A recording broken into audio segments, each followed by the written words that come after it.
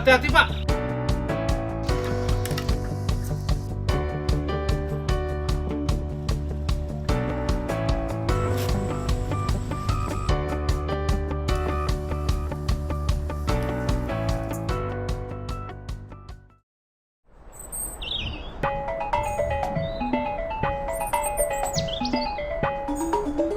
Bambu adalah tanaman yang dapat dijumpai di hampir seluruh dunia. Istimewanya, tanaman bambu adalah tanaman yang mampu hidup di dataran tinggi maupun dataran rendah. Banyaknya manfaat bambu membuat bambu digemari oleh sebagian besar masyarakat. Bambu kerap kali digunakan sebagai properti, tapi kali ini aku akan mengolah makanan dengan bambu sebagai bahan campurannya. Di Bali, tepatnya di daerah Gianyar, Ubud, terdapat pengolahan bambu untuk dijadikan arang. Arang bambu di sini dapat diolah menjadi beberapa produk seperti sabun, kosmetik, sampo, tepung maupun garam. Pada petualanganku kali ini, aku akan ikut dalam proses pembuatan tepung arang bambu hingga pembuatan jajan dengan menggunakan tepung arang bambu. Pak, hati-hati Pak. Oh, panas, Mas. Aduh, Maaf, baru maaf. datang. Maaf ya. Ya, sudah.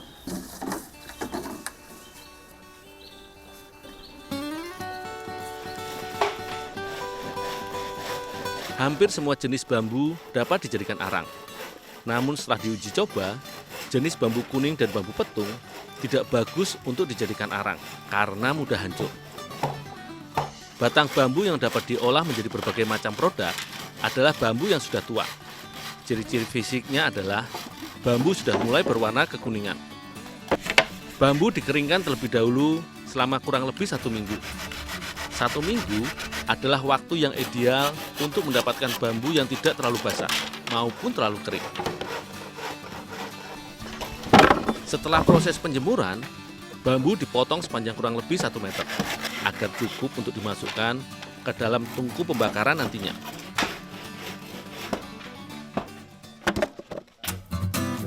Selanjutnya, bambu dipotong menjadi 4 bagian dengan menggunakan pemotong khusus agar lebih cepat dan juga lebih rapi. Awalnya, proses pemotongan menggunakan parang. Namun karena kurang rapi dan memakan waktu yang lama, alat pemotong bambu pun didatangkan dari Jepang.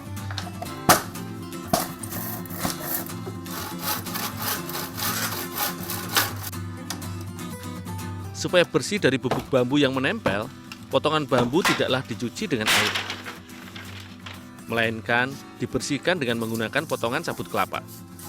Karena apabila bubuk bambu masih menempel, selain tidak baik untuk dikonsumsi nantinya, bubuk bambu yang masih menempel dapat menyebabkan bambu tidak maksimal saat dipanggang.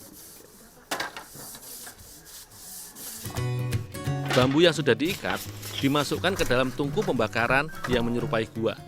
Disinilah proses pemanggangan dilakukan. Batang bambu diposisikan berdiri dan dirapatkan satu dengan lainnya. Hal ini agar proses pembakaran dapat terjadi secara merata.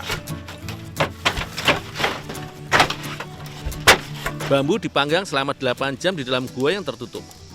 Pembakaran ini dapat terjadi apabila tidak ada udara yang keluar masuk ke dalam tungku pembakaran.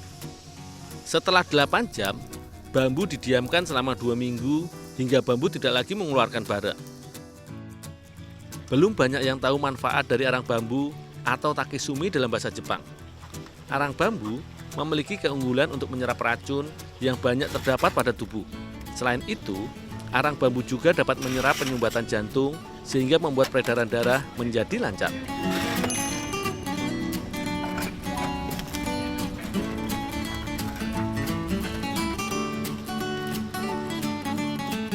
Sebelum ditumbuk, arang bambu diperiksa terlebih dahulu untuk mengetahui apakah arang tersebut merupakan arang bambu aktif atau bukan. Pengecekan dilakukan dengan menggunakan alat analog multimeter. Jarum penunjuk akan bergerak apabila bambu yang dicek merupakan bambu aktif. Arang bambu aktiflah yang baik untuk dikonsumsi untuk dijadikan tepung atau garam. Sedangkan arang bambu yang tidak aktif dapat menjadi bahan pembuat sampo, bahan kosmetik, maupun sabun.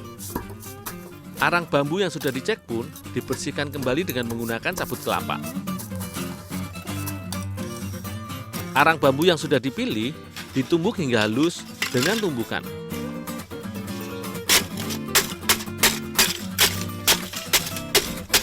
Arang bambu tidak akan selembut tepung.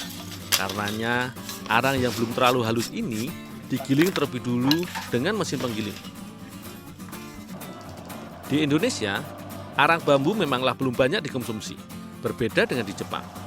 Di Jepang, arang ini sudah banyak yang mengkonsumsi untuk dijadikan berbagai campuran makanan, karena khasiatnya yang baik untuk tubuh.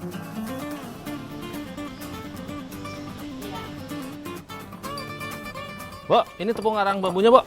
Oh iya, makasih. Gus, Gundul, tolong bantuin potongin ya. Oh, ya, Bok. Tepung arang bambu yang sudah kugiling halus ini, kuberikan pada Ibu Hana untuk diolah menjadi kue khas Bali, yaitu pai susu. Bahan-bahan yang dibutuhkan untuk membuat pai susu tidaklah terlalu rumit, yaitu tepung terigu, tepung vanili, dan juga mentega. Tak lupa, tepung arang bambu pun ditambahkan. Warna adonan menjadi hitam pekat, walaupun tidak banyak campuran tepung arang bambu yang ditambahkan. Semua bahan-bahan ini diadon hingga kalis dan semua bahan tercampur dengan sempurna. Sembari Ibu Hana membuat adonan, aku membantu Ibu Hana untuk memotong buah yang akan dijadikan hiasan kue pai susu. Buah yang disiapkan adalah buah naga, stroberi, dan juga mangga. Selain untuk mempercantik, buah ini tentunya kaya akan manfaat, seperti misalnya buah naga yang berfungsi untuk meningkatkan sistem kekebalan tubuh. Stroberi yang berguna untuk menjaga kesehatan jantung, dan juga buah mangga yang baik untuk sistem pencernaan. Tak lupa, aku membuat fla susu untuk menjadi isian pai susu. Tidak perlu menggunakan gula untuk membuat isian pai susu agar rasanya lebih enak.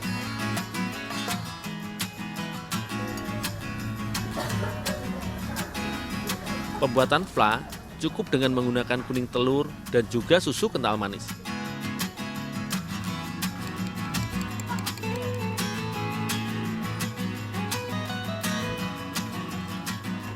Bu, buahnya udah dipotong, Bu. Oh iya, Dul. Yuk kita sekarang cetak. Adonan yang sudah kalis dicetak di cetakan pai susu hingga merata. Buah-buahan yang tadi kupotong dimasukkan ke dalam cetakan adonan lalu ditambahkan fla susu. Kontrasnya warna arang bercampur dengan fla membuat tak sabar ingin segera mencobanya.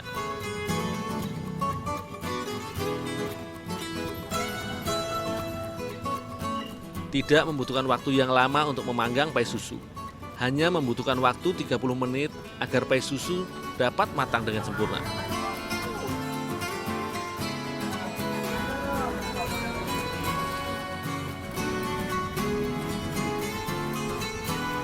Selain tampak lebih menarik dan cantik, kue ini juga mengandung manfaat dari tambahan arang bambu. Belum banyak orang yang memanfaatkan khasiat dari arang bambu. Pai susu ini dapat menjadi alternatif kudapan yang unik dan juga berkhasiat serta baik untuk tubuh.